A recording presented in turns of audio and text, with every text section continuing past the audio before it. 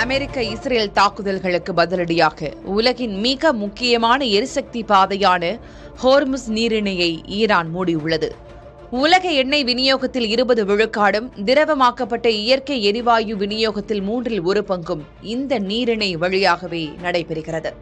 இப்போது இந்த வழியாக செல்ல முயலும் எந்தவொரு கப்பலும் தீக்கிரையாக்கப்படும் என ஈரான் புரட்சிகர காவல் படை அறிவித்துள்ளது. ஹோர்முஸ் நீரிணை என்பது பாரசீக வளைகுடாவையும் ஓமன் வளைகுடாவையும் இணைக்கும் ஒரு குறுகிய கடல் வழியாகும். உலகின் ஒட்டுமொத்த கச்சா எண்ணெய் பயன்பாட்டில் 1/5 இந்த வழியாகவே செல்கிறது. சவுதி அரேபியா, ஈராக், குவைத் மற்றும் ஐக்கிய அரபு அமீரகம் ஆகிய நாடுகளின் எண்ணெய் ஏற்றுமதிக்கு இதுவே ஒரே கடல் வழி பாதை. உலகின் மிகப்பெரிய எரிவாயு ஏற்றுமதியாளரான கத்தாரின் பெரும்பகுதி எரிவாயு விநியோகம் இந்த நீரிணை மூலமாகவே நடைபெறுகிறது. பிராந்தியத்திலிருந்து ஒரு சொட்டு எண்ணெய் கூட வெளியேற விடமாட்டோம் என்றும், இதனால் எண்ணெய் விலை பேரல் ஒன்றுக்கு $200 உயரும் என்றும் ஈரான் தெரிவித்திருக்கிறது. இந்த நீரிணை மூடப்படுவதால் பல உலக நாடுகளில் எண்ணெய் மற்றும் எரிவாயு விலை கணிசமாக அதிகரிக்கும் என்று அச்சம் எழுந்திருக்கிறது.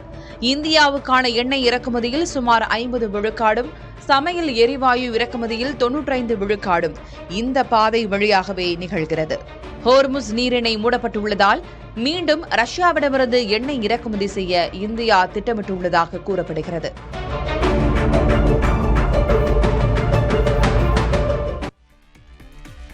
ஈரான் மீது அமெரிக்கா தாக்குதல் நடத்தி வரும் நிலையில் ஹோர்முஸ் நீரிணை வழியாக கப்பல் போக்குவரத்து பாதிக்கப்பட்டுள்ளது. இதனால் வளைகுடா நாடுகளிலிருந்து இந்தியாவுக்கு வரும் கச்சா எண்ணெய் வரத்து குறைந்துள்ளதாக தகவல்கள் தெரிவிக்கின்றன.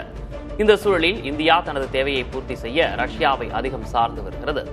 ரஷ்யாவிடமிருந்து எண்ணெய் விநியோகம் தொடர்ந்து நடைபெற்று வருவதாகவும், கூடுதல் இறக்குமதி குறித்து ஆலோசனை நடைபெற்று வருவதாகவும் கூறப்படுகிறது.